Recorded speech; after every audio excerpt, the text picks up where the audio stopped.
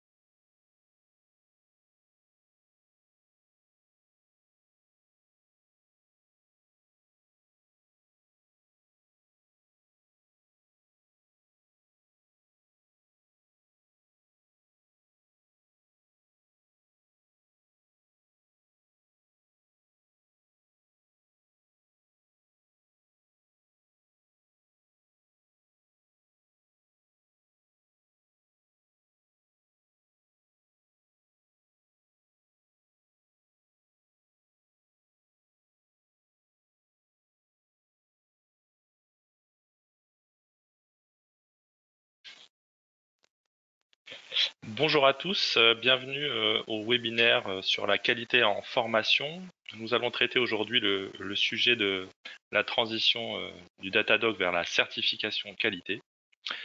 Donc nous allons en tout début de webinaire vous rappeler quelques règles de fonctionnement. La première d'entre elles, c'est si possible d'éloigner vos téléphones ou en tout cas de les mettre en fonction ne pas déranger pour éviter les interférences.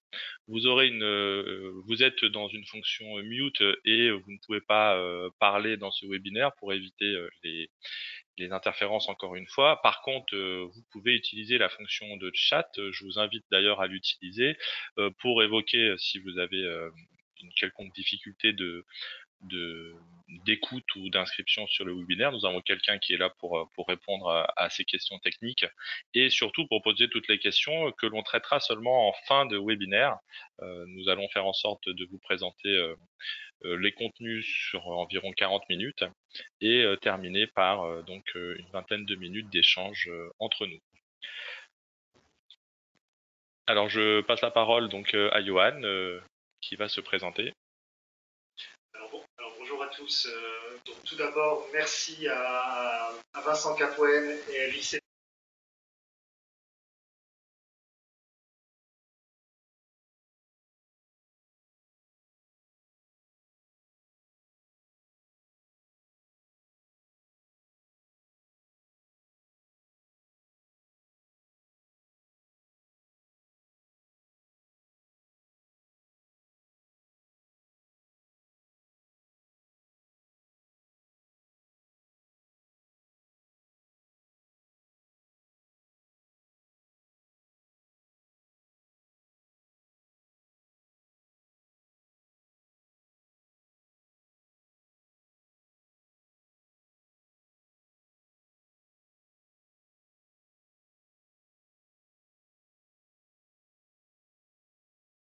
Donne-moi le micro.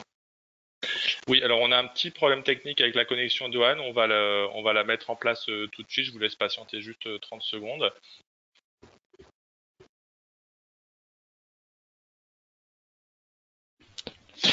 Oui, alors je crois qu'on a repris le contrôle du son. Donc, merci beaucoup, je disais à Vincent Capoen à l'ICPF PSI de m'avoir invité pour ce webinaire. Donc, je me présente très rapidement. Je suis Johan Vidalin, donc je suis chef de projet qualité de l'offre de formation chez AGFOS PME, donc ça depuis 3 ans. Donc, AGFOS PME, hein, qui est un financeur de la formation professionnelle et membre du Datadoc. Donc moi j'ai une expérience dans les RH et aussi beaucoup sur la formation puisque je suis depuis 7 ans dans le domaine des OPCA, OPCO sur des fonctions d'audit et de contrôle. Voilà. Et donc je laisse la parole à Vincent Capoen pour se présenter. Alors, donc je me représente. C'est vrai que je l'ai pas fait en en début d'introduction. Merci Johan. Écoute, c'est un plaisir hein, de recevoir AGFOS PME, financeur de renom, spécialisé des TPE, PME et auprès de plein de branches professionnelles. Donc, nous sommes ravis d'accueillir et de faire ce webinaire ensemble. Pour ma part, donc je suis directeur des opérations de l'ICPF et PSI. C'est un certificateur qualité historique, hein, listé par le CNEFOP. J'ai pour ma part une douzaine d'années d'expérience dans le secteur de la formation, avec une particularité, c'est que sur une partie de mon activité, je suis formateur certifié qualité moi-même. Donc voilà, c'est toujours plus facile d'en parler quand on a effectué les démarches soi-même. Euh, voilà, je vais en profiter pour vous présenter succinctement l'ICPF et PSI pour celles et ceux qui ne connaîtraient pas encore notre certification. Euh, donc, quel est notre objectif à l'ICPF depuis 1995? C'est de contribuer à la croissance des organisations par l'épanouissement des professionnels. Notre particularité, c'est vraiment de nous adresser aux professionnels de la certification. Euh, donc aujourd'hui, l'ICPF, c'est une structure qui a pour objectif de créer de la valeur, avec aujourd'hui 10 collaborateurs dédiés, 25 partenaires référents, dont on vous reparlera un tout petit peu plus tard, 1500 certifiés, un club décertifié qui est une association indépendante de notre structure qui s'appelle DBE pour Dialogue Business Échange, et un partenaire stratégique qui est un certificateur international qui s'appelle Lloyd's Register. Notre métier, c'est d'être des acteurs de la certification, mais aussi historiquement de la normalisation en formation professionnelle, puisque nos présidents successifs participent à l'élaboration de plusieurs normes, que ce soit des normes internationales comme l'ISO ou les normes françaises à travers la commission AFNOR. Et donc, du coup, je vais vous présenter aussi très rapidement AGFOS PME que, bon, j'imagine un grand nombre d'entre vous connaissent. Donc, AGFOS PME, c'est une structure qui soutient l'investissement en formation des entreprises et le développement des compétences des individus. Donc, pour les entreprises, voilà, de ces branches adhérentes. AGFOS PME, c'est quoi? C'est 45 ans d'expertise au service des entreprises. Donc, c'est une ancienneté, c'est une connaissance des métiers. C'est également un réseau de proximité puisque c'est environ 1000 collaborateurs présents sur l'ensemble des territoires, donc avec 15 délégations territoriales et 85 implantations locales. Et c'est également un engagement fort pour la qualité depuis des années en accompagnant les organismes de formation au quotidien pour développer leur offre de formation et répondre, le cas échéant, aux exigences qualité réglementaires. Donc, je vais vous présenter maintenant le déroulé de cette matinée ensemble, où on évoquera plusieurs points. Donc, on verra aujourd'hui ce qu'est le fonctionnement du système qualité à date. On verra également comment les prochains mois vont se dérouler, notamment la fameuse voie de la certification, le précieux sésame qui vous sera demandé. On verra comment tout ça se met en place. Euh, on verra également la démarche qualité, quand, qui, comment. Les évolutions du référentiel entre celui que vous connaissez de Datadoc et celui qui va prendre sa place prochainement. Et ensuite, on verra de manière un peu plus concrète comment mettre en œuvre sa certification qualité. Donc, on va commencer cette présentation par un petit strip. Alors, une petite touche d'humour pour commencer.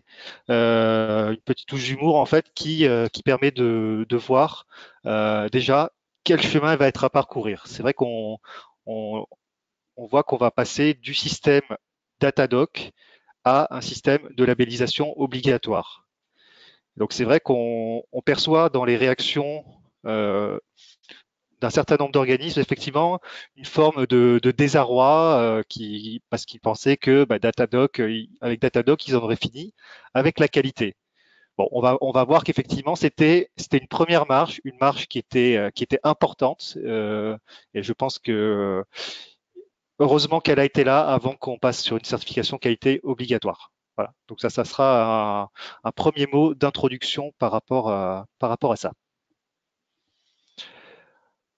Ensuite, donc nous allons voir un petit peu comment la situation 2018-2020, comment tout ça va se passer, avec un rappel historique, récent. Hein. On va pas revenir jusqu'en 1900. Hein. On va partir en 2015, un petit peu le départ de la qualité, avec cette sortie du fameux décret qualité que tout organisme maintenant connaît.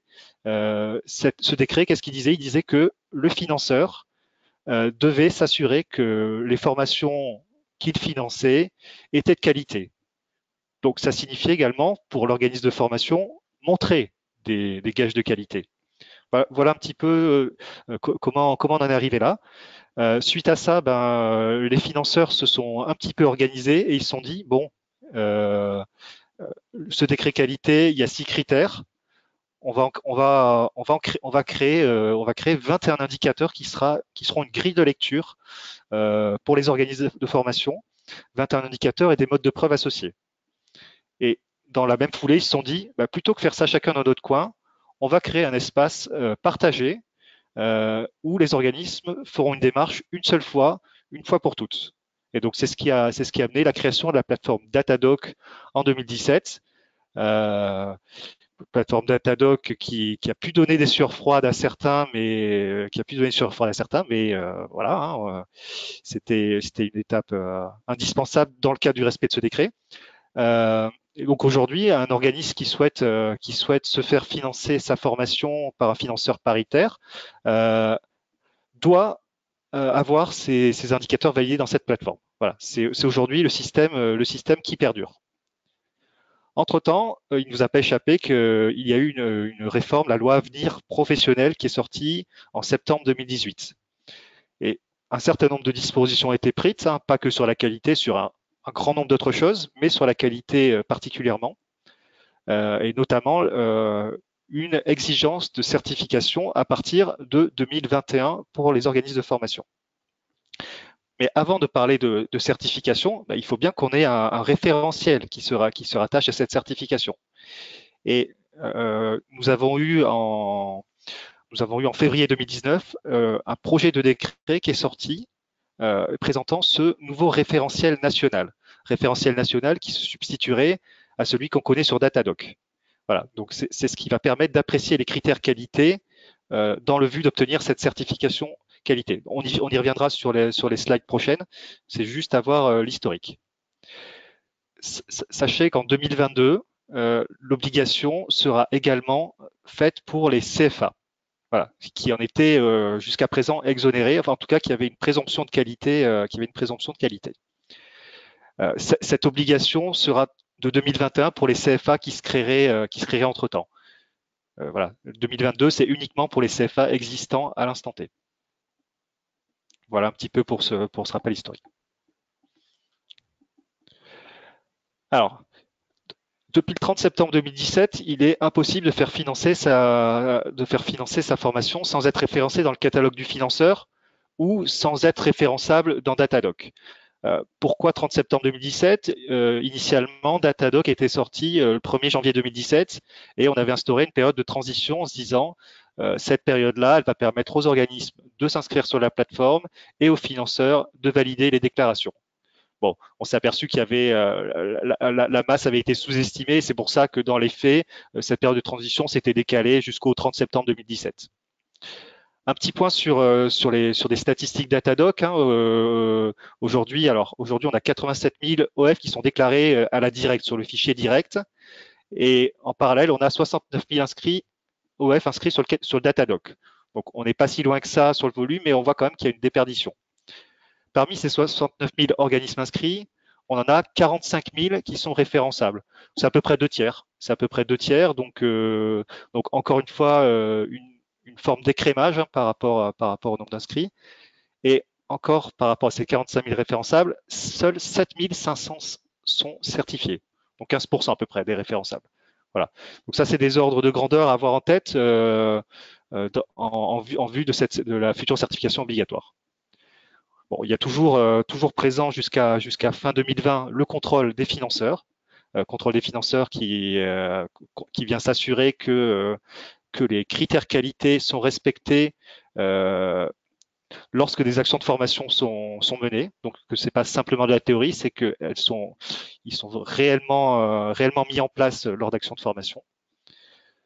Voilà. Et puis on peut passer à la slide suivante, je pense.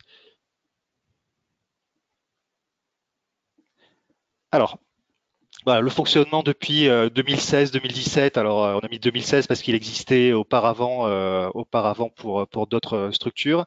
C'est une procédure d'enregistrement. Alors, soit via Datadoc pour les financeurs OPCA, fonds GESIF principalement, soit Keros par exemple pour le Pôle Emploi, et d'autres systèmes pour les régions. Voilà, il n'y a pas de système harmonisé pour les régions, mais voilà, on est sur un système d'enregistrement qui permet d'obtenir un statut référençable, c'est-à-dire être éligible au financement de ces acteurs. En parallèle, il peut y avoir des procédures simplifiées, je pense au Datadoc par exemple, où le fait de disposer d'une certification qualité reconnue par le CNEFOP permettait d'office d'être rendu référençable. Voilà un petit peu pour avoir en tête les systèmes qui existent aujourd'hui.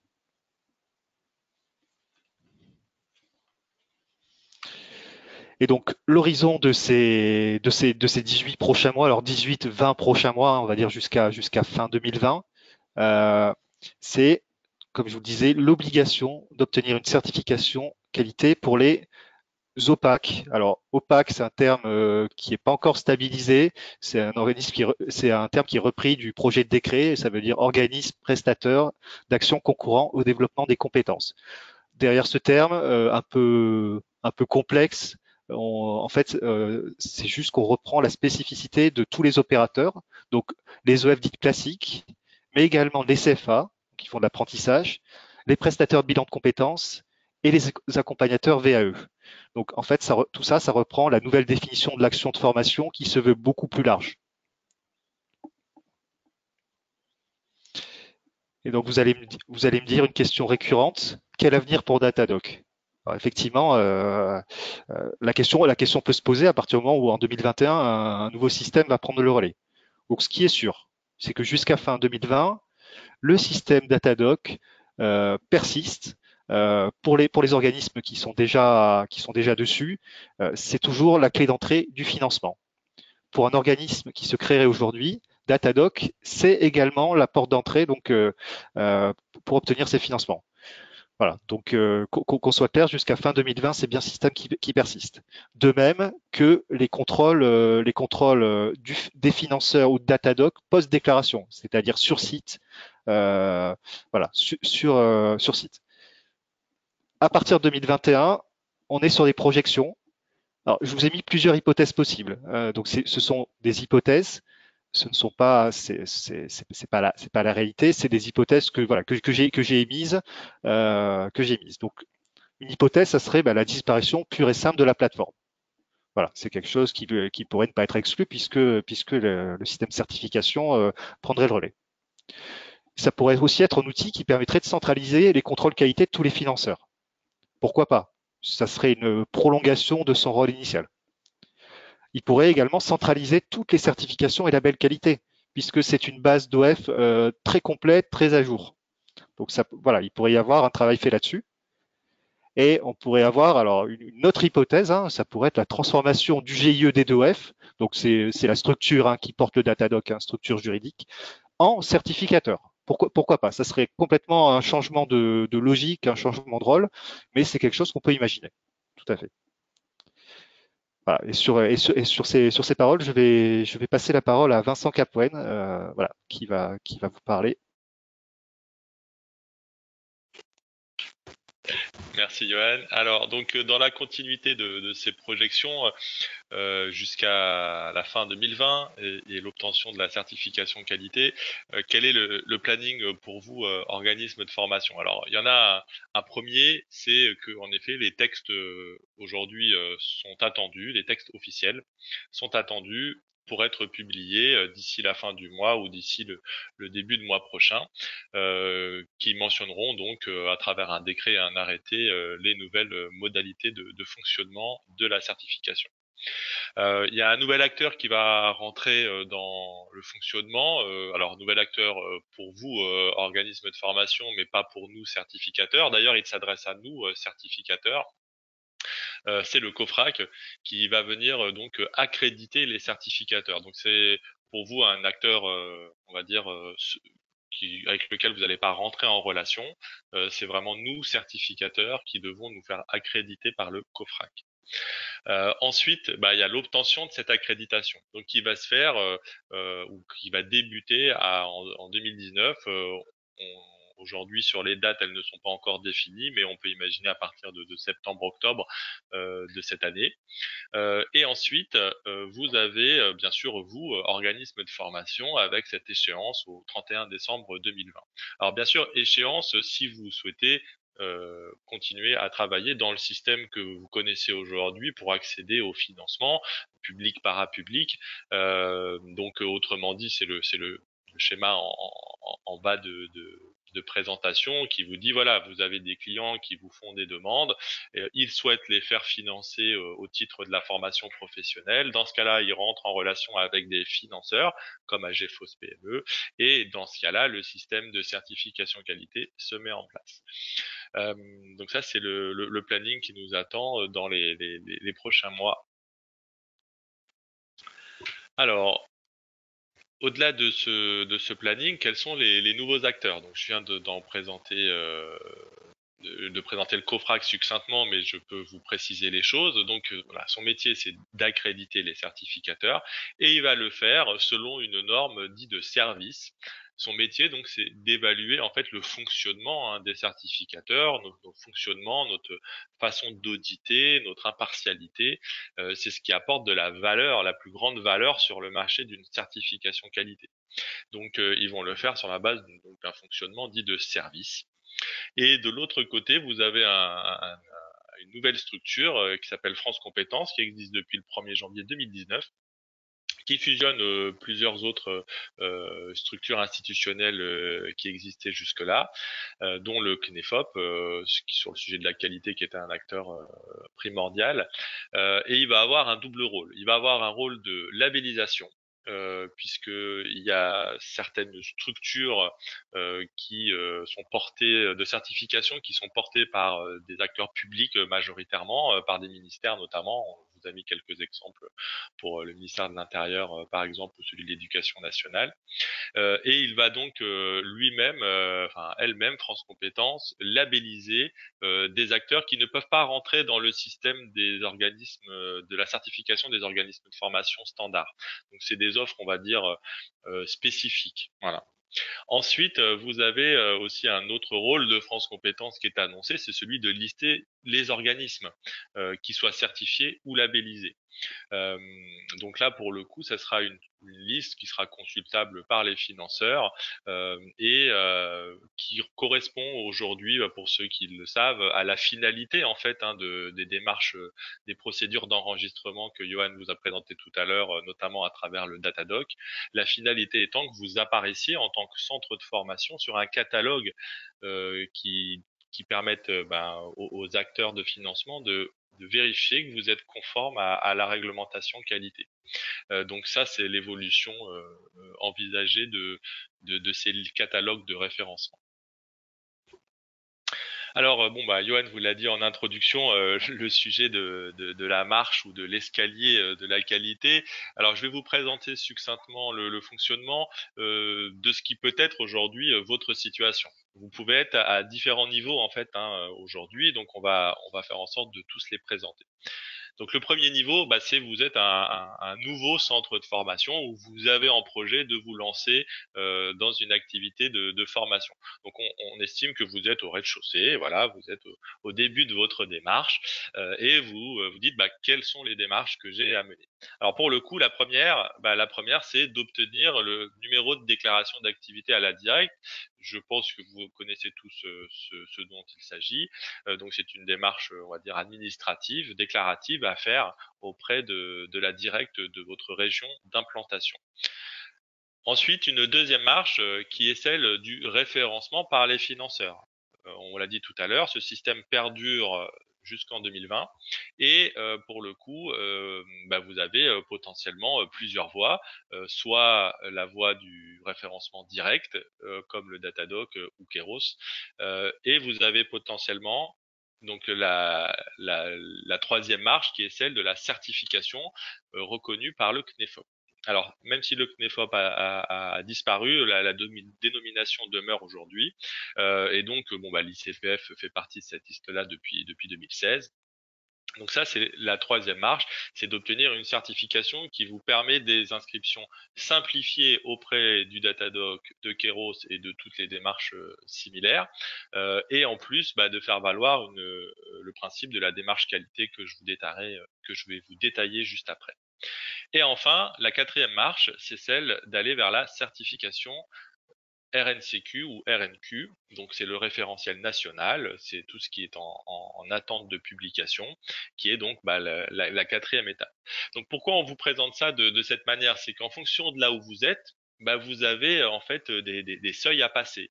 Donc dites-vous que alors les mentions qui sont à gauche sur les chiffres de journée ou de temps passé, euh, c'est le retour qu'on a de plusieurs partenaires qui sont des consultants spécialisés sur le sujet. Si vous deviez mener des démarches avec leur aide, c'est du temps passé. Alors bien sûr, si vous le faites par vos propres soins et en fonction de votre expérience sur ces sujets, le temps peut être plus long, hein, naturellement. Par contre, si vous vous faites aider, on va dire par des consultants spécialisés, c'est c'est un temps moyen. Donc, par exemple, pour obtenir le numéro de déclaration d'activité, on estime qu'il faut une demi-journée.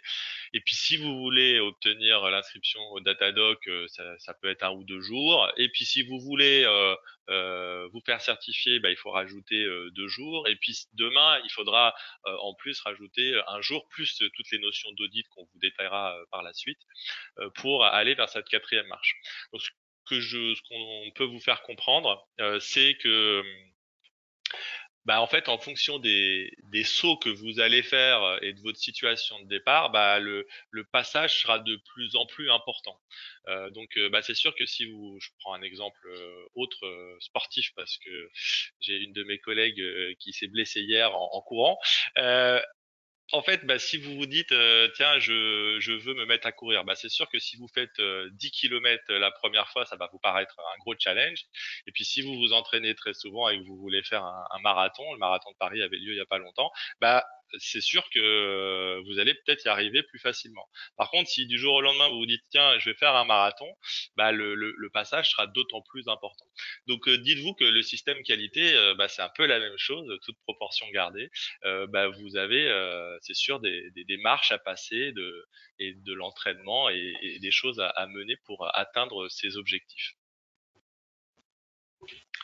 Alors, une fois que ça s'est dit, concrètement, qu'est-ce qu'on peut vous dire sur la partie qualité? Alors, pour ceux qui ont déjà mis justement des premières actions sur le sujet ou qui connaissent les démarches qualité, il y a un principe fort, c'est celui de l'amélioration continue. Donc, il fait pas partie nécessairement de manière implicite, écrite, des référentiels dont on parle aujourd'hui nationaux, celui qui va sortir prochainement. Par contre, c'est celui qui est intégré dans toutes les démarches de certification qu'on peut qualifier d'historique. Alors l'ICPF et PSI, on vous l'a dit en introduction, existent depuis 24 ans, donc c'est notre fonctionnement principal, celui de l'amélioration continue. Donc c'est une roue avec 4 cadrans qui part de l'organisation que vous devez définir. Toute structure définit une organisation de départ, la façon dont vous voulez travailler tout simplement. Ensuite, il y a ce que vous faites en situation. Alors quand vous êtes en formation, bah, vous arrivez en salle, alors si c'est du présentiel, des formations traditionnelles, et vous faites face à un groupe de formation, et qu'est-ce que vous faites pendant cette journée ou ces jours. Ensuite, vous devez contrôler que ce que vous avez fait bah, correspond à l'organisation que vous souhaitiez mettre en œuvre. Alors l'exemple que je prends très souvent, c'est l'exemple de l'évaluation en fin de formation, du questionnaire de satisfaction. Bah, très souvent, on le fait, mais on le fait en ayant peu de temps, et puis il y a des gens qui partent plus tôt. Et donc bah, l'idée, c'est que dans l'organisation, vous pourriez dire, tiens, mon système d'évaluation, je l'inscris dans mon programme comme un élément central en fin de formation à mettre en œuvre. Ça, c'est un des principes qu'on peut mettre en avant. Et puis, alors, l'amélioration, bah, bien sûr, c'est la finalité de cette boucle d'amélioration continue. C'est qu'une fois que vous avez vérifié, en fait, les écarts potentiels entre votre organisation et ce que vous avez fait en situation, bah, c'est d'améliorer la situation pour éviter qu'elle se reproduise ou pour améliorer tout simplement votre fonctionnement. Quand on parle de qualité, on parle tout autant de satisfaction que d'insatisfaction. La démarche d'amélioration continue vous permet aussi de mettre en valeur ce qui fonctionne et c'est très important et il ne faut pas l'oublier. Alors, je vais passer les 2 prochains slides assez vite. C'est pour vous montrer tout simplement que tout ce qui se passe aujourd'hui en matière de qualité en formation professionnelle s'inspire en fait de normes, puisque c'est les références quand on parle de qualité, qui ont pour vocation très simple de vous apporter la capacité à démontrer ce que vous faites. Donc en gros, c'est de faire passer à vos clients le message et à tous les interlocuteurs avec qui vous travaillez, je suis ce que je fais. Alors dit comme ça paraît évident, mais en fait, dans la réalité, bah, c'est pas toujours aussi clair pour votre client ou vos interlocuteurs d'identifier que vous réalisez toutes ces actions. Et pourtant, vous les réalisez ou vous devez les réaliser. Donc, c'est important de les mettre en valeur et de savoir les expliquer, les présenter. Alors en l'occurrence, vous avez à gauche l'ISO 29990, à droite les 6 critères du décret de 2015 qui ont une forme de similitude dans leur fonctionnement et bah, en réalité voilà vous êtes organisme de formation donc vous devez prouver à vos clients que vous analysez le besoin avec eux, que vous concevez des formations, voilà, que vous réalisez, donc ça a priori c'est l'activité historique principale et pour laquelle tout le monde est reconnu, le suivi et l'évaluation. Et donc tout ça c'est des étapes. Alors pour le slide d'après, c'est la même chose, mais avec une particularité, c'est l'évolution de la norme ISO 29990 qui évolue aujourd'hui vers l'ISO 29993. Bon, je vous passe les chiffres. Ce qui est intéressant, c'est les activités. Et dans les activités, pour vous, en tant que centre de formation qui va ou qui est déjà engagé dans une démarche qualité et qui va vers la certification, bah en fait, vous voyez que les évolutions vous amènent à aller préciser les choses et à travers 5 activités principales. Alors, l'analyse du besoin demeure toujours présente. On a remplacé la conception par l'ingénierie, qui est un terme beaucoup plus usité aujourd'hui en formation professionnelle. Mais bon, globalement, on est sur des activités semblables. La prestation, vous voyez, qui est un peu plus large que juste la réalisation. On passe à l'évaluation du résultat et surtout l'évaluation et le suivi de la qualité. Vous voyez, donc là, au même titre que bah, le marché de la qualité en formation bouge depuis 2014-2015, les questions des normes qualité internationales, hein, c'est des normes internationales, bougent aussi dans le même sens. Donc pour le coup, on peut dire que le, le législateur français s'inscrit aussi dans une dynamique plus générale internationale sur le sujet. Alors, pour vous donner un exemple tout simplement de comment ça se passe, pour être plus concret, bah, une démarche de certification. Alors ça, c'est la démarche ICPF et PSI qui a une particularité, c'est qu'on fait une analyse de dossier en ligne 100% à travers une plateforme dédiée. Mais globalement, ça, ce sont les modalités d'audit qui peuvent varier d'un certificateur à l'autre. Mais le fonctionnement reste globalement similaire partout. Vous avez une première étape qui est une étape d'enregistrement, de validation de la demande de certification. Vous avez une étape ensuite d'élaboration. Donc là, bah, c'est le temps passé à élaborer un dossier. Pour ceux qui ont fait déjà le Datadog, par exemple, bah, vous avez, alors ça, si vous l'avez fait seul, vous avez mis peut-être plusieurs jours à effectuer votre dossier. Bon bah, c'est une démarche que vous pouvez faire, que vous ferez aussi en certification. Alors vous avez une possibilité de le faire ou pas accompagné, soit en autonomie, soit avec l'aide de. Chez nous, on a des partenaires officiels qui réalisent cette prestation. Vous avez l'audit, une fois que votre dossier est fait, c'est l'étape centrale, c'est la grosse différence par rapport à tout ce dont on parle depuis le début. En fait, ensuite une étape d'obtention de la certification. C'est l'étape finale. Elle est importante parce que l'audit c'est fait par le certificateur. Après, il peut y avoir des allers-retours, des engagements réciproques. C'est pas un examen que vous passez l'audit. C'est un échange, une interaction avec un interlocuteur spécialisé. Et l'étape qu'il faut pas oublier, c'est l'étape de valorisation, puisque très souvent, quand vous obtenez votre certification, vous êtes content, puis vous en parlez pas ou pas suffisamment. Nous vous invitons fortement, en tant que certificateur depuis longtemps sur le marché, à en faire un outil de développement, de valorisation. C'est une démarche qui garantit votre organisation vis-à-vis de vos clients. On appelle ça la garantie qualité. Donc, parlez-en, faites valoir tout le travail que vous avez mis en œuvre et les engagements que vous prenez sur le sujet. Dernière étape, c'est la mise à jour. Bien entendu, la particularité de la certification, c'est qu'il y a un contrôle obligatoire annuel, qui s'appelle renouvellement, suivi, surveillance. Le terme, peu importe le terme, ce qui est important, c'est de comprendre que vous devez faire vivre votre démarche de certification qualité pour maintenir le niveau d'exigence qui est le vôtre en la matière et encore une fois le démontrer à vos interlocuteurs externes. Je repasse la main à Yoann. Oui, alors merci Vincent pour tous ces apports. Alors on évoquait tout à l'heure ce fameux nouveau référentiel. Alors je vous ai préparé une petite grille de comparaison entre le référentiel initial issu du décret 2015, celui qu'on retrouve dans Datadoc, et le nouveau qui sera porté par France Compétences. Alors j'ai mis 2019 puisque le décret est censé sortir dans les jours qui viennent. Voilà. Bon, normalement, je m'avance pas trop en disant qu'il sortira en 2019. Alors, ce qui change, effectivement, vous voyez que on a rajouté un critère supplémentaire par rapport au référentiel initial. Alors, ce critère, c'est l'intégration de l'organisme dans son environnement socio-économique.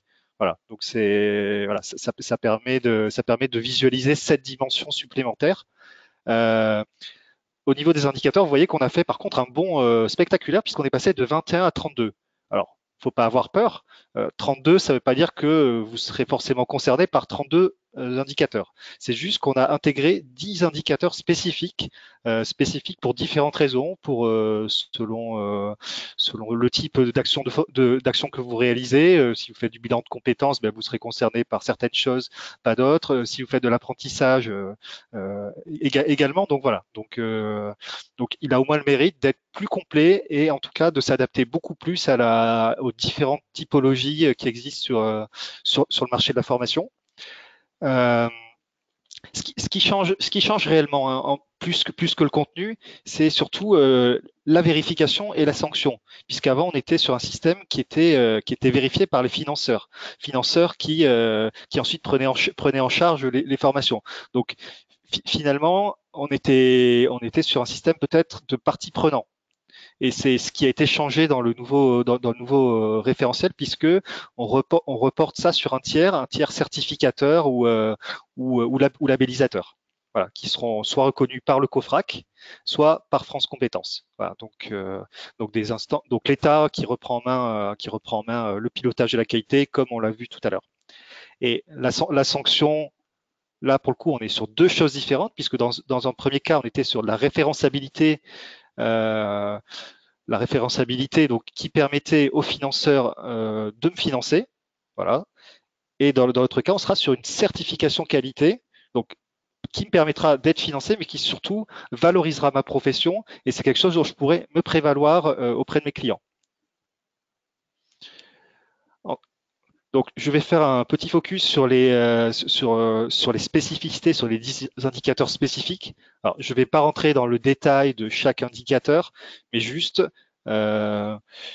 déjà, effectivement, on parle que le référentiel national a été pensé pour des prestataires différents. Alors, 4 principaux types, hein, les organismes de formation classiques, mais qui étaient déjà eux concernés, les CFA, et ça c'est nouveau, et ensuite les acteurs qui font du bilan de compétences ou de la VAE. Donc c'était déjà des acteurs qui répondaient au Datadoc, mais pour qui ben, les indicateurs étaient peut-être parfois pas tout à fait adaptés et qui ont eu, pour en avoir accompagné un certain nombre, ont eu pas mal ont vraiment eu du mal à rentrer dans ce moule-là.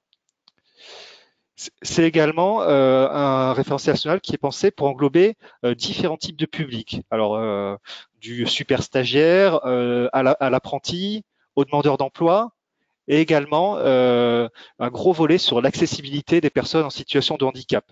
Mais d'accessibilité globalement, voilà, pas que pour les personnes en situation de handicap, mais un gros volet accessibilité. Enfin, c'est un référentiel qui s'adapte à certaines spécificités qui sont liées à la prestation. Alors que ce soit lié au mode d'apprentissage. Donc, on pense par exemple à l'AFEST, mais et du coup aussi au CFA, où pour le coup on n'est pas forcément sur de la formation professionnelle classique, enfin au sens comme on l'entendait auparavant.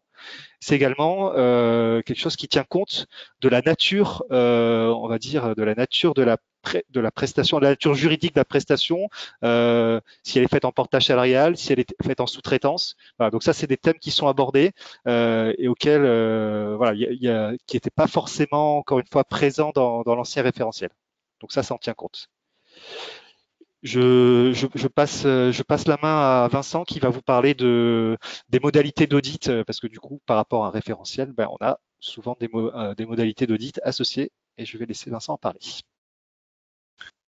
Alors, donc voilà, il y a 2 textes qui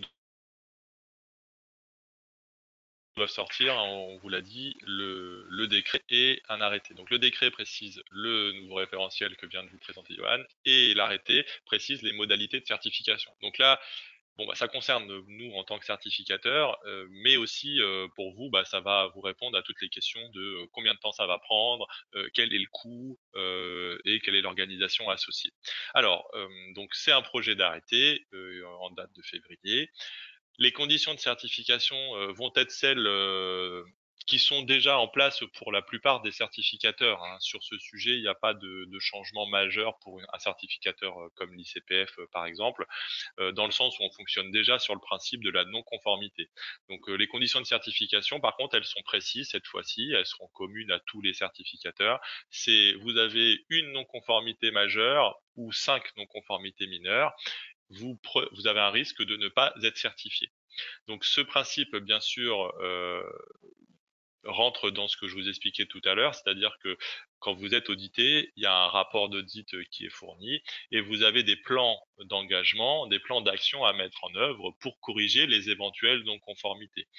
Et c'est si à l'issue de ces engagements et de ces plans que l'auditeur constate qu'il y a toujours des non-conformités majeures ou vous n'êtes pas en capacité ou mineur de les soulever, que vous prenez un risque de non-certification. Donc, alors par expérience, hein, parce que je vous le disais, on fait ça depuis longtemps, ne pas obtenir une certification, c'est possible, ça arrive, bien entendu, mais pour un acteur dont c'est un métier, la formation est un métier qui est important, c'est mettre en œuvre aussi des choses. Donc c'est quand même assez rare qu'un acteur ne puisse pas démontrer sa façon de travailler et de s'organiser.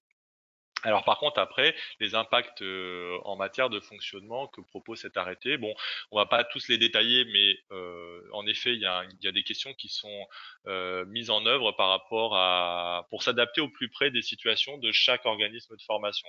Donc en fonction de si vous êtes un organisme de formation avec différents sites, si vous êtes un organisme de formation réalisant un chiffre d'affaires important ou un peu moins important, etc., etc., en fonction des types d'actions, les durées d'audit vont changer. Donc ça c'est plutôt intéressant puisque bah, ça va aussi répondre à une question qui est parfois posée en tant que centre de formation, notamment pour les indépendants, de dire est-ce que je vais devoir payer la même chose qu'un grand centre de formation entre guillemets. Bah non, toutes les durées et le fonctionnement seront adaptés en fonction des situations. Alors le calcul, c'est la racine pour les multisites, hein, pour les grands organismes de formation. C'est la racine carrée du nombre de sites qui permettra de déterminer le nombre de sites audités. Donc l'exemple qu'on vous a pris, c'est si vous avez 5 sites de formation, vous faites la racine carrée, ça arrive à 2,23, vous devez arrondir au supérieur et ça vous donne le chiffre de 3 sites qui seront sélectionnés pour l'audit. Et donc 3 sites, bah, vous rajoutez du temps dans la durée d'audit qui est précisée juste en dessous. Pareil, si vous réalisez des actions en tant que CFA, on l'a vu tout à l'heure, dans le référentiel, il y a des indicateurs spécifiques. Donc naturellement, la durée d'audit peut être plus importante dans ce cas-là. Le message que vous devez avoir pour ceux qui sont déjà certifiés ou ceux qui vont le faire maintenant, en 2019, c'est un message important, c'est celui de la durée d'audit qui sera adapté en fonction de votre point de départ. J'en reviens au schéma que je vous ai présenté sur les marches tout à l'heure.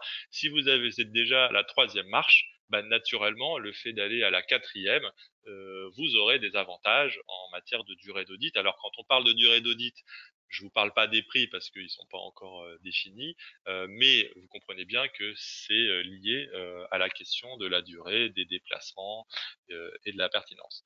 Il y a un autre sujet qu'on abordera peut-être dans les questions sur les modalités. Les modalités, c'est en présentiel obligatoire dans un cycle de 18 mois et potentiellement le reste peut se faire à distance. Voilà.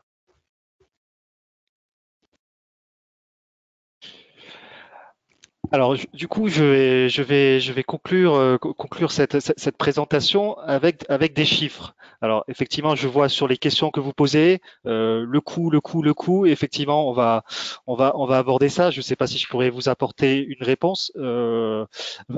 Vincent pourra en tout cas parler pour sa structure. Alors, on termine sur une petite BD, donc effectivement, tout le monde aura remarqué que je suis fan de BD, mais ça permet aussi de faire passer des messages. Euh, Globalement, qu'est-ce qu'on veut dire dans cette BD? C'est que aujourd'hui, la liste des certificateurs ne sont pas encore connus puisque bah, le décret n'est pas encore sorti. Et donc, du coup, on anticipe que à partir de septembre 2019, globalement, il devrait y avoir une première liste de certificateurs qui seront connus. Donc, septembre 2019 à décembre 2020, ça laisse quoi? Ça laisse 16 mois pour se faire certifier. Si on prend pour base les 45 000 organismes qui sont dans Datadoc et qui auront peut-être, en tout cas, l'envie d'aller vers cette certification, on estime que sur 16 mois, ça fait quand même près de 3000 audits mensuels. Hein, à titre de comparaison, aujourd'hui, on est à 2000 par an. Donc voilà, donc on est quand même dans un rapport de 1 à 15. Donc voilà, je vous laisse estimer le gap qu'il y a à franchir. Alors je me suis amusé aussi à faire une projection en jours hommes nécessaires, en équivalent temps plein. Alors on arriverait à peu près 300 auditeurs temps plein, sachant que un auditeur il audite pas tout le temps, donc ce chiffre serait sûrement à réévaluer. Donc voilà. Donc c'est des ordres de grandeur qu'il faut avoir en tête. Et donc la grosse anticipation qui devrait être prévue par les certificateurs pour anticiper cette volumétrie. Enfin, le coût du cycle d'audit. Donc, comme je vous disais, moi, je vais me retrancher derrière ma clause de neutralité, cela puisque et puis je vais pas anticiper les coûts qui seront produits par les certificateurs. Vincent, encore une fois, en parlera mieux que moi. C'est juste que voilà, ces coûts, ils dépendent de quoi? Ils dépendent du salaire des auditeurs, du coût de la structure, des marges. Faut pas se cacher. Donc les fourchettes sont aujourd'hui, c'est aujourd'hui complexe à évoquer. Je pourrais vous donner des chiffres entre 1000 et 5000 euros, mais ça vous avancerait pas à grand chose. Voilà. Donc voilà, je laisserai Vincent évoquer pendant les questions. Et donc du coup, la conclusion de tout ça, c'est que vous inquiétez pas, vous allez pas être tout seul, vous n'allez pas vous retrouver tout seul. Nous, en tout cas, financeurs, on continuera de soutenir les démarches de qualité. Euh, et après, il y a un certain nombre de prestataires qui pourront vous accompagner dans ces démarches. Voilà, donc je laisse Vincent peut-être faire une petite conclusion. Merci. Avant de passer aux questions, donc vous pouvez, pour ceux qui l'ont pas encore fait d'ailleurs, commencer à poser vos questions sur les éléments qui vous ont été présentés. Pour ma part, je vais rester sur cette image et sur ce que vient de projeter Johan. Euh, euh, on a participé à l'ICPF avec les autres certificateurs principaux du marché à un événement réalisé par le Centre Info au début du mois où il y avait donc le ministère, la DGEFP, le COFRAC, enfin tous les acteurs qui travaillent sur ces sujets depuis plusieurs mois de manière régulière. Les deux messages clés qui ont été évoqués, c'est le premier, c'est qu'il faut passer de la culture de la démonstration là où on était dans une culture de la déclaration. Donc, vous comprendrez bien que voilà, les systèmes, notamment Datadog, mais pas que, tous les systèmes de procédures d'enregistrement étaient principalement des procédures de déclaratives. Là, vous passez dans une étape où il y a un audit qui va devoir se réaliser obligatoire. C'est le principe de toutes les certifications et labellisations. Et donc là, vous allez devoir démontrer ce que vous faites et comment vous le faites, et avec une récurrence chaque année pour continuer à prouver que vous réalisez toujours ce que vous présentez. L'autre élément important qui a été évoqué par la DGEFP, c'est le fait d'anticiper. Alors le calcul que vient de faire Johan est important, c'est que c'est sûr qu'il faut pas attendre, il faut s'engager aujourd'hui si vous souhaitez prendre les devants sur les évolutions futures, et il y a beaucoup d'avantages à le faire. Euh, Notamment parce que une démarche qualité, je vous l'ai expliqué en introduction, c'est quelque chose qui doit se faire vivre. Et plus vous aurez l'expérience en la matière, plus vous serez efficace et efficient dans sa mise en œuvre. Voilà pour la conclusion. Donc on va prendre quelques instants, environ 1 ou 2 minutes, le temps de mettre en forme les premières questions, et on va vous reprendre donc pour y répondre.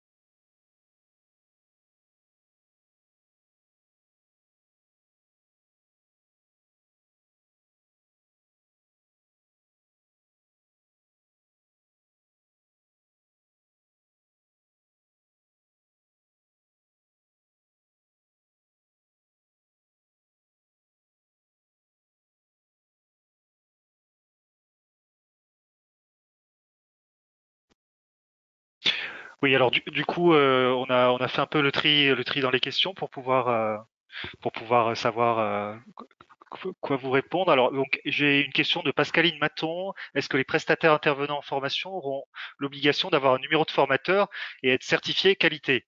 Alors, euh, aujourd'hui, effectivement, ce numéro de formateur, j'imagine que vous parlez du numéro de déclaration d'activité, est obligatoire, et il n'y a pour l'instant pas vocation à être remis en question après 2021. Donc, effectivement, à partir de 2021, un numéro de déclaration d'activité et une certification qualité, ça sera la clé pour obtenir un financement. Alors du coup, je reprends les questions. Pouvez-vous préciser, j'ai une question de Christophe Bouillet. Bonjour, pouvez-vous préciser l'obligation de certification en 2021 pour la personne, le formateur, pour l'OF? Alors, cette obligation de certification, elle touche bien sûr la structure de l'organisme de formation. Alors, effectivement, des fois, ça se confond avec la personne, mais du coup, ça reste la structure de formation qui devrait être certifiée. Et aujourd'hui, on n'en est pas encore au niveau où le formateur doit disposer d'une certification propre. Alors, j'ai une question d'Éric Buisson. C'est quoi référençable? Alors, référençable, c'est le statut que vous obtenez quand votre déclaration Datadoc est validée. Et c'est en fait ce qui donne derrière accès au financement de vos formations. Voilà, tout simplement référençable, la capacité à être référencé. J'ai une question de Corinne Agopian. Donc, les 18 000 organismes non inscrits sur Datadoc n'ont pas accès au financement des membres du GU Datadoc, mais ils ont accès aux autres financements. Alors, tout à fait, encore une fois, le système Datadoc, ça permet d'accéder au financement public paritaire. Mais un organisme de formation qui travaille en direct avec les entreprises sans solliciter d'autres financements n'a pas nécessité d'avoir Datadoc. De même que les organismes qui travailleraient uniquement avec Pôle emploi doivent se conformer au système de référencement Kéros de Pôle emploi. Voilà, donc effectivement, merci pour cette précision, Corinne. Ça n'empêche pas de faire de la formation.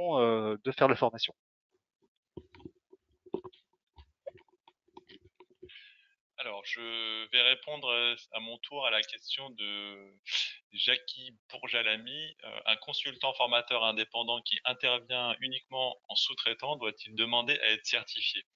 Alors, vous avez le choix. Avec une précision importante, si vous intervenez 100% de votre temps en sous-traitance. Donc, si vous intervenez 100% de votre temps en sous-traitance, vous avez le choix de faire la certification ou non. Alors, la responsabilité, elle est sur l'organisme qui vous fait travailler. Donc, sur le papier, vous n'avez pas d'obligation. Par contre, cet organisme, lui, a l'obligation de vérifier que vous respectez sa démarche qualité ou une démarche qualité. Et dans les indicateurs, c'est une des nouveautés qui sort, le sujet de la question pour les sous-traitants ou pour le portage salarial indique que c'est un sujet qu'il faut traiter. Donc, si vous travaillez pour plusieurs organismes sous-traitants, par exemple, enfin, organismes de formation en tant que sous-traitant, si vous vous faites certifier, vous leur apportez une garantie. Donc, c'est pas inintéressant de le faire dans ce cadre-là, même si vous intervenez en sous-traitance. Donc, c'est une question qu'il faut réfléchir. Alors ensuite, Madame Bessot-Christine, certifié formateur agréé depuis janvier, suis-je automatiquement éligible au Datadoc? Alors, automatiquement non, parce que vous devez vous inscrire sur la plateforme, mais vous vous inscrivez à l'aide de votre certificat en le déposant au tout début de la demande, et votre demande sera validée grâce à la certification ICPF et PSI. Alors, si Datadoc perdure, pourquoi alors les dossiers ne sont plus étudiés? Alors, je vais pas y répondre parce que c'est pas mon champ, mais je laisserai Johan le faire un peu plus tard pour Madame Cocard. Ensuite, Monsieur Bouillet, ICPF va-t-il certifier les OPAC? Quid de nos certifications actuelles en tant que personne? Question très importante de Monsieur Bouillet pour les certifiés actifs à l'ICPF et PSI. Oui, l'ICPF et PSI certifiera demain dans le nouveau système. Alors, ce qu'il faut comprendre, c'est que tous les systèmes actuels, que ce soit l'ICPF ou les autres d'ailleurs, qui certifient des structures, vont tous aller vers une nouvelle organisation qui est une certification de service. Donc, ça va être nouveau pour tout le monde, pas que pour l'ICPF et PSI. Et alors, de manière très directe, la réponse est oui, nous allons mener cette démarche. Ensuite, Madame Agopian, si un OF n'intervient pas sur des formateurs salariés ou financés par un OPCO, il n'est pas obligatoire pour lui d'être inscrit au Datadoc, d'où les différences entre non-OF direct. Ouais, enfin, voilà. Donc très bien, c'est plus une remarque qu'une question qui complète celle de tout à l'heure. Très bien. Alors ensuite, Daniela Grégo, faut-il attendre l'accréditation des certificateurs pour entamer sa démarche de certification? Alors ça, c'est en effet ce que je vous disais en conclusion. C'est une question qu'il faut se poser. Soit vous préférez attendre l'accréditation pour vous lancer, soit vous le faites maintenant en bénéficiant des avantages qui seront inclus dans le fait que vous êtes déjà certifié. Le législateur a pris en compte, bien entendu, tous ceux qui avaient déjà fait des démarches, tous ceux qui avaient déjà obtenu une certification qualité depuis leur lancement au niveau officiel en 2016 pour le CNEFOP. Donc c'est un choix et il y a des avantages à l'engager dès maintenant. Je repasse la main à Johan pour répondre à d'autres questions.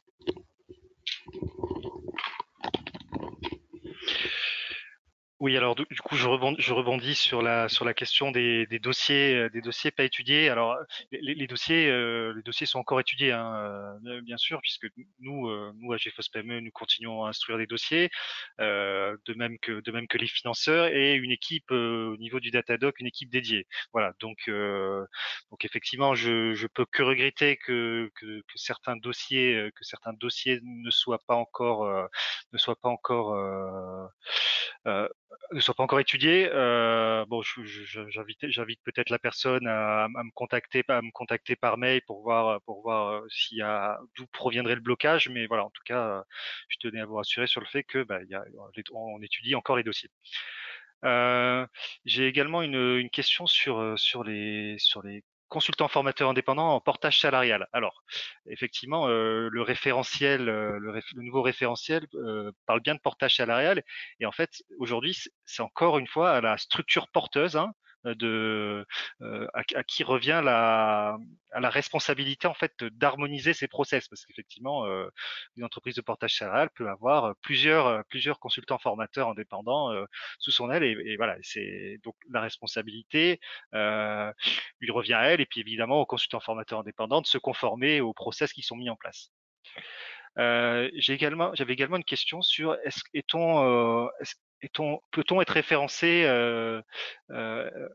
dans Datadoc sans certification? En fait, j'imagine que la question était peut-on être référencé par un OPCA si on est validé sur Datadoc sans certification? La réponse est simple, hein, c'est oui. C'est oui. Aujourd'hui, on ne fait pas de distinction sur les organismes qu'on référence sur notre catalogue. On peut avoir des fois des process alternatifs, comme c'est le cas chez nous, où un organisme qui dispose d'une certification et qui n'a pas eu de dossier financé par nous peut nous demander d'intégrer notre catalogue, mais il doit obligatoirement être validé sur Datadoc. Voilà, donc voilà pour ça. Enfin, j'ai également une question sur les formations en ligne. Est-ce que ça va être financé? Effectivement, c'est une grande question. Alors oui, hein, bien sûr. Bien sûr. Alors c'est grâce à plusieurs choses, hein, effectivement. Il y a eu une ouverture d'action de formation récemment, donc qui ouvre la voie à des modalités comme celle-ci, comme la FES, qui pourront être financées, hein, bien sûr. Et à titre personnel, je pense que c'est des formations qui vont être amenées à fortement se développer dans les années à venir. Je relaisse la main à Vincent. Alors, il est 11h30, le webinaire se termine. On va poursuivre pour celles et ceux qui souhaitent rester pour continuer à répondre à quelques questions. Nous avons la question sur le coût, puisqu'elle a été posée à plusieurs reprises. Donc, ce que je peux vous dire aujourd'hui, c'est les tarifs de certification d'ICPF et PSI. Alors, une certification standard fonctionne sur le principe de 3 ans. Vous êtes engagé sur un système pendant 3 ans. Et ça représente un investissement. Alors nous, on a une grille de tarifs qui varie en fonction de l'expérience de l'organisme de formation, entre 1500 et 2300 euros sur un cycle de 3 ans. Donc entre 1500 et 2300 euros hors taxe sur un cycle de 3 ans. Alors, ça c'est nos tarifs. On a une particularité, c'est qu'on travaille plutôt avec des structures aujourd'hui indépendantes. Les tarifs standards, on va dire, ou un peu réguliers pour des organismes de certification d'entreprise hors la question du multisite, hein, c'est à minima 1000 euros par an qu'il faut prévoir, donc autrement dit 3000 euros hein, à prévoir sur un cycle de 3 ans. Alors bien sûr, c'est plutôt à minima, hein, parce que rajouter en fonction des déplacements et des situations, etc. Donc bon, c'est pour vous projeter dans l'investissement que ça peut représenter. Alors ensuite, quel est le coût si on veut se faire aider pour la certification? Question de Monsieur Parra. Euh, Bah ça dépend de la démarche que vous allez choisir et puis du consultant. Nous, on estime par expérience qu'une démarche de certification peut se réaliser à peu près en 3 jours avec un consultant spécialisé. Donc après, les tarifs dépendent de chaque spécialiste. Euh, alors après, il y a deux questions très intéressantes, l'une après l'autre, par Madame de début quoi, excusez-moi si j'écorche votre nom, et Madame Cocard, Delphine. Est-il possible de ne pas avoir de certification en étant référencé Datadoc? Et l'autre question, c'est l'inverse. C'est est-il possible de se certifier même si on n'est pas Datadoc? Donc alors en fait, bah, la réponse est oui dans les deux cas. Donc est-il possible de ne pas avoir la certification en étant référencé Datadoc? Oui, parce que bah, le Datadoc étant un système déclaratif, là vous allez être audité, donc l'auditeur peut estimer que il y a des choses qui manquent. Alors après, je vous disais tout à l'heure que pour autant rater la certification, ça voudrait dire que vous ne preniez pas d'engagement à corriger les choses, à vous améliorer dans la durée, et puis il y a des temps d'aller-retour aussi pour vous laisser corriger éventuellement des éléments qui le nécessiteraient. Mais sur le principe, la réponse peut être oui. Et est-il possible de se certifier même si on n'est pas Datadoc? Oui, et d'ailleurs c'est le cas depuis 2015 avec le décret qui stipulait bien qu'il y avait deux voies, soit la voie des procédures comme le Datadoc, soit la voie de la certification tout de suite. Aujourd'hui, parmi nos 1500 certifiés, il y en a une très grande majorité qui ont fait le Datadoc grâce à la certification. Voilà. Est-il possible de se certifier? Alors pardon, excusez-moi. Donc il y a une question sur l'éligibilité au CPF. Alors c'est un sujet qui ne concerne pas la démarche qualité directement, donc nous n'allons pas pouvoir vous y répondre. Il y a une remarque de Madame Florence Cultier que nous prenons très à cœur sur le fait que nous parlions de jour homme dans la présentation. Alors c'est une terminologie. Je, je pense qu'en effet, à terme, ce seront des termes qui pourront être féminisés. Ensuite, en présentiel, je suis indépendant et je n'ai pas lieu pour recevoir quelqu'un. Alors, c'est une très bonne question. Si l'audit a lieu en présentiel, qu'est-ce qui se passe pour un indépendant? Alors, comme c'est notre public, on en parle d'autant plus facilement.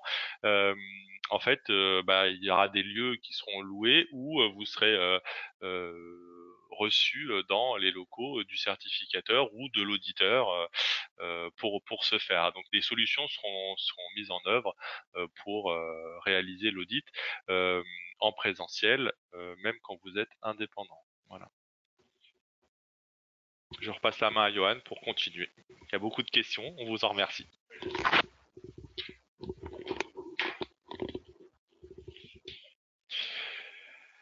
Alors, j'ai une question de Antoine Lajeunesse sur une école publique faisant de la formation continue devra-t-elle se faire certifier ou la labellisation France Compétences suffira? Alors effectivement, hein, c'est ce qu'on a vu, c'est qu'il y aura deux voies possibles. Alors, on ne s'est pas éternisé sur la voie de la labellisation. Effectivement, il y aura la voie de la certification qualité qui sera réalisée par des certificateurs accrédités par le COFRAC, mais il y aura également, notamment pour les labels portés par la puissance publique, une commission de France Compétences qui référencera ces labels. Donc oui, normalement c'est possible que le label France Compétences suffise pour être financé à l'avenir. Alors, j'ai une question de Nadine Lalande. Quelle est la différence entre certification et labellisation? Là, pour le coup, je viens d'y répondre. Hein, ça vient de l'origine, de l'organisation qui audite. Hein. Euh, J'ai une question de Raymond Banneau. Les organismes ayant déjà eu un label reconnu par le CNEFOP devront-ils effectuer les démarches pour le nouveau RNCQ? Alors oui, hein, tout à fait, mais ce qui est prévu dans le projet d'arrêté, c'est qu'ils auront une démarche simplifiée avec seulement une demi-journée d'audit initial, puisqu'on estime que la marche à franchir est moins importante pour les organismes qui disposent déjà d'un tel label, d'un tel certificat. Une autre question de Nathalie Millet qui dit lorsque l'on travaille sur plusieurs sujets différents, la certification doit-elle être demandée pour chacune de ces formations? Non, non, non, non, pas du tout. Alors la certification, disons que l'audit pour la certification pourrait être plus long si par exemple vous faites de la formation professionnelle continue, du bilan de compétences, de la VAE. Il est prévu dans le projet arrêté que on consacre une demi-journée de plus d'audit si jamais on a différents types d'actions. Mais ça sera la même certification qui englobera le périmètre de ces différents types d'actions. Une question de Karine Witz. Quand pourrons-nous y voir plus clair quant aux exigences spécifiques pour les prestataires de bilan de compétences? Déjà, vous pouvez vous référer au projet de décret qui est sorti et qui détaille la liste des 32 indicateurs. J'imagine qu'on pourra peut-être mettre un lien ou quelque chose comme ça. En tout cas, elle est disponible assez facilement. Voilà, donc déjà vous pourrez voir un petit peu plus clair sur les exigences par rapport au bilan de compétences. Une question de Sophie Lecomte. Est-il exact que les entreprises de plus de 50 salariés ne pourront plus faire financer de formation par leur OPCO? Alors, n'étant pas ma spécialité, n'étant pas sur l'ingénierie financière et avec les nouvelles réformes, je vais botter en touche. Vous m'en excuserez, c'est que j'aurais peur de dire des choses qui sont pas forcément exactes. Voilà.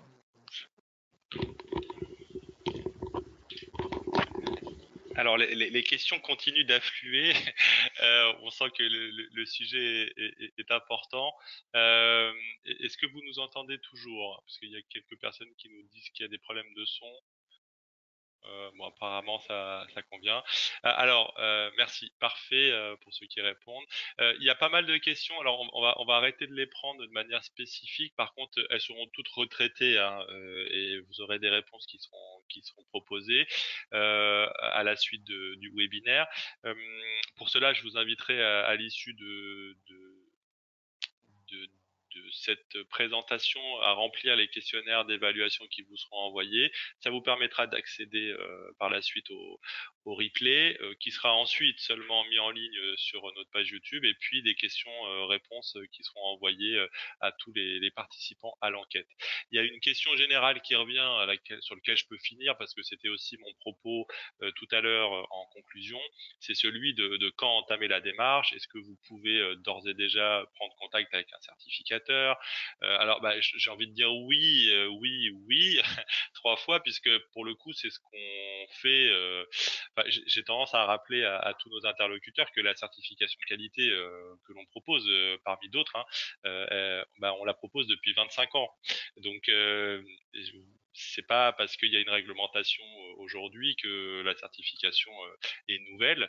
Donc vous pouvez le faire dès à présent. Vous pouvez nous appeler pour avoir des informations, y compris pour une ou deux personnes qui nous ont demandé savoir comment éventuellement devenir auditeur ou des choses comme ça. Là, vous pouvez nous prendre contact avec moi directement.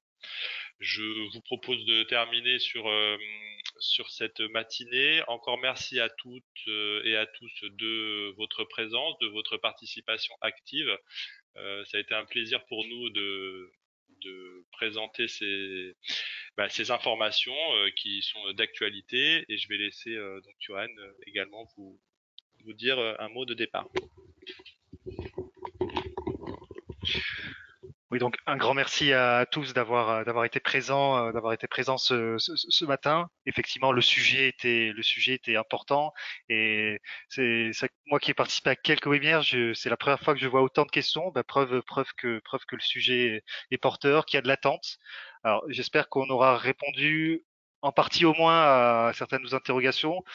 sachant qu'il y a des choses qui vont arriver dans les prochaines semaines, prochains mois.